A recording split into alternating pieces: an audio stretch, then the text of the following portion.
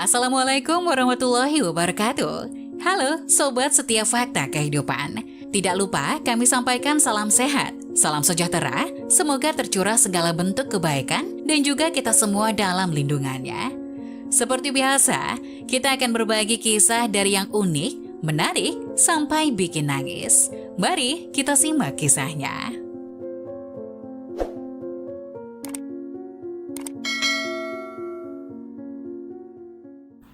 Tinggalkan istri solehah demi selingkuhan, pria ini menyesal seumur hidup. Aku mengenalnya saat dalam satu organisasi pemuda Islam. Dia sangat aktif, smart, serba bisa, dan solehah. Aku sangat tertantang ketika jadi satu dalam forum rapat dengannya. Pendapatnya selalu kubantah meski aku tahu pendapatnya itu benar. Aku sebal setiap melihatnya selalu kekeh dengan pendapatnya, tapi justru hal itulah yang membuat aku mulai jatuh cinta padanya. Hingga akhirnya aku beranikan diri untuk menembaknya. Alhamdulillah dia ternyata punya perasaan yang sama denganku. Tidak berapa lama aku mengajak keluargaku ke orang tuanya untuk melamarnya. Dari awal sebelum menerimaku, ia memang sudah memberi warning kalau memang serius mencintainya tujuannya hanya satu yaitu menikah. Aku setuju, tanpa ada pacaran hanya sebuah ta'aruf. Dan setelah melalui proses istikharah, kami berdua yakin dan langsung menyelenggarakan pernikahan secara sederhana. Setelah menikah, kami memutuskan untuk kontrak karena dia memang sangat mandiri. Kehidupan kami setelah menikah sangat bahagia. Dia seorang istri yang tawadu sama suami, dia juga solihah, aku bahagia bersamanya. Kebahagiaan kami semakin lengkap ketika dari rahimnya lahir seorang bayi perempuan yang sangat cantik. Dan beberapa tahun kemudian lahirlah adiknya, bayi laki-laki yang lucu. Terasa klop kehidupan kami. Aku memang laki-laki yang kurang bersyukur dengan apa yang sudah aku punya. Aku bekerja sebagai seorang dosen yang sukses. Atas dorongannya aku mampu menyelesaikan S2. Memang di balik kesuksesan seorang suami ada peran penting seorang istri. Di kampus, hari-hariku berkecimpung dengan mahasiswa. Hingga aku mengenal seorang mahasiswi yang berasal dari keluarga kaya. Dia manis, manja, dari mulutnya sering terdengar cerita-cerita kesenangan dia berbelanja dan jalan-jalan, serta kuliner kemana-mana.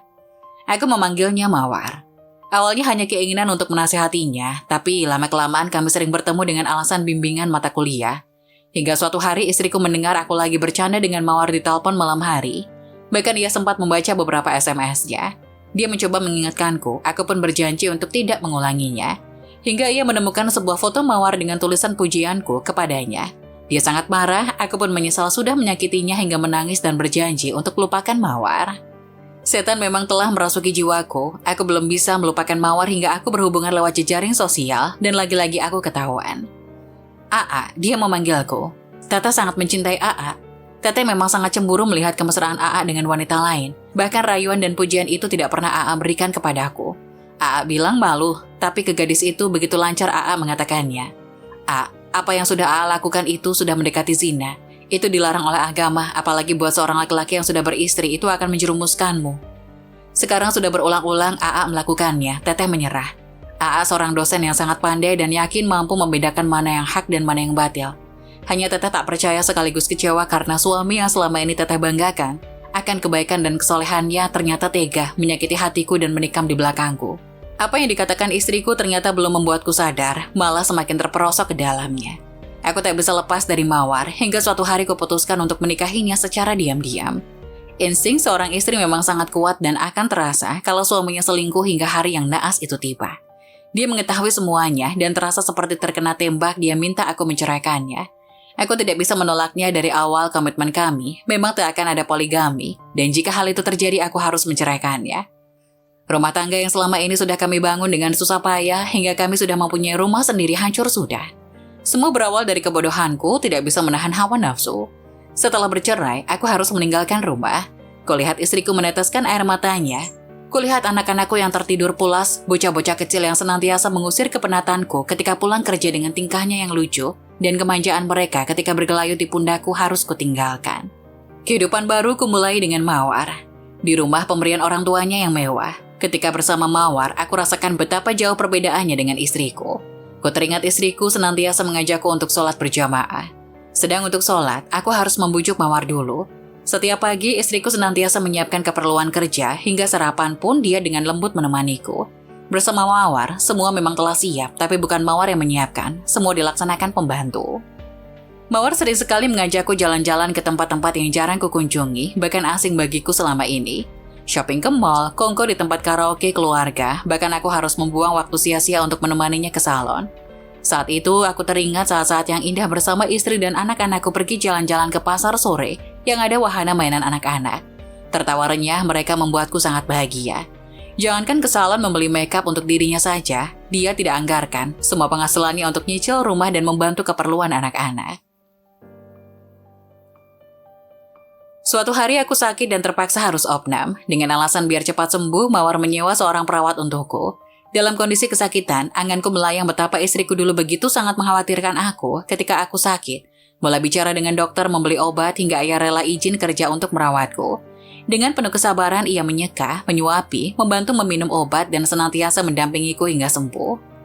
Aku merasakan inilah akibat dari orang yang tidak bersyukur dengan semua yang telah dianugerahkan Allah. Dalam kegalauan, aku mulai membuka email. Betapa terkejutnya di dalamnya banyak sekali email masuk. Aku baca satu persatu. Krishna, kalau tahu kamu akan menyakitinya dan selingkuh dengan gadis lain, dulu aku rebut dia dari kamu, dasar pecundang. Dia adalah rivalku yang juga mencintai istriku dan mertua juga merestuinya, dan aku sangat bangga bisa mengalahkannya dan bisa memenangkan hati istriku. Wawan, istrimu itu sangat baik dan solihah, sayang kamu udah menyanyiakannya. Aku menyesal sudah mengalah karena tahu dia mencintaimu. Dia temanku yang ternyata diam-diam juga mengharapkan bisa mendapatkan istriku.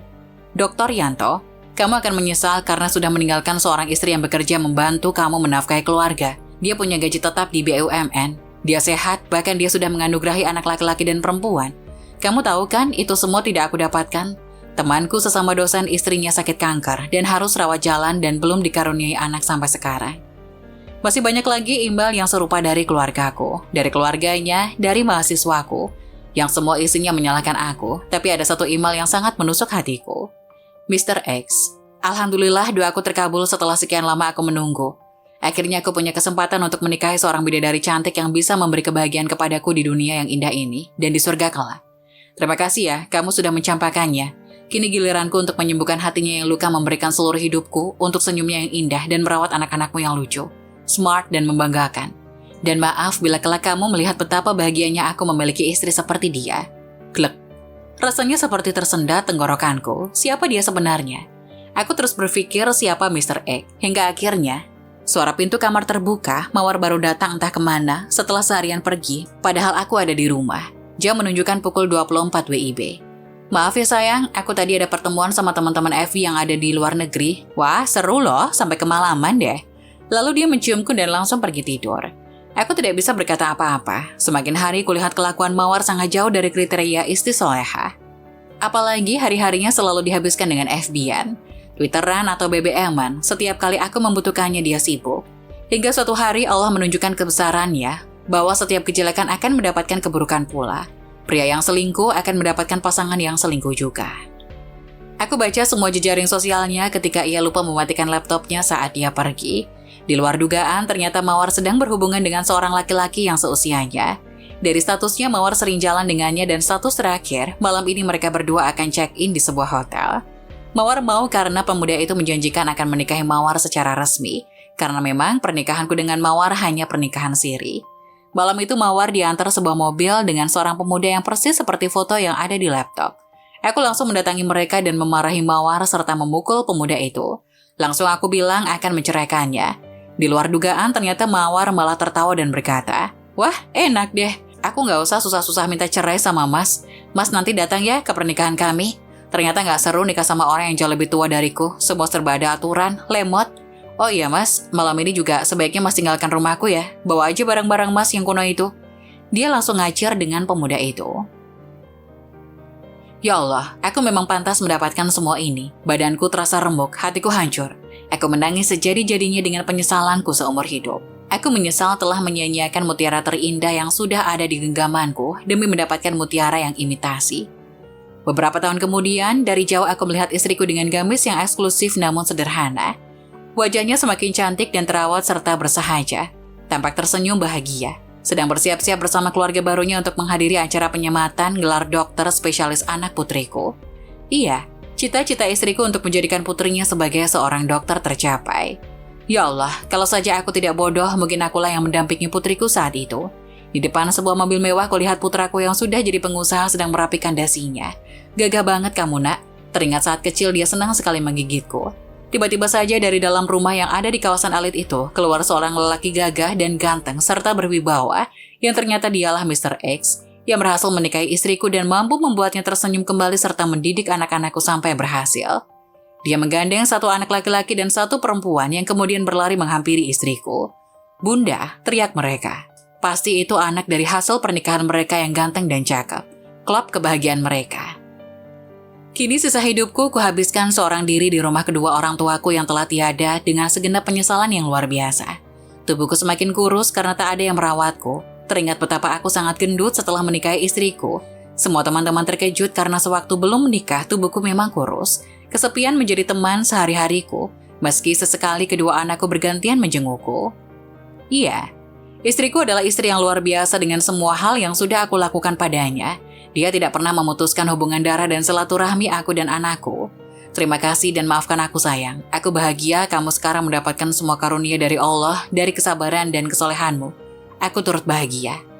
Pesanku bagi para suami, jangan pernah selingkuh. Selingkuh itu memang indah, tapi itu awalnya saja. Itu fata morgana karena tipuan dari setan. Yang kedua, bersyukurlah dengan segala yang kau punya. Terima semua kekurangan istrimu dengan kelebihan yang kamu punya. Karena dengan selingkuh dan tidak bersyukur, bukan kebahagiaan yang akan kamu dapatkan. Kamu akan terjerumus ke dalam jurang kesengsaraan dan penyesalan seumur hidup seperti aku. Nah, bagaimana menurut kalian? Jangan lupa tulis pendapat kalian di kolom komentar ya. Wassalamualaikum warahmatullahi wabarakatuh.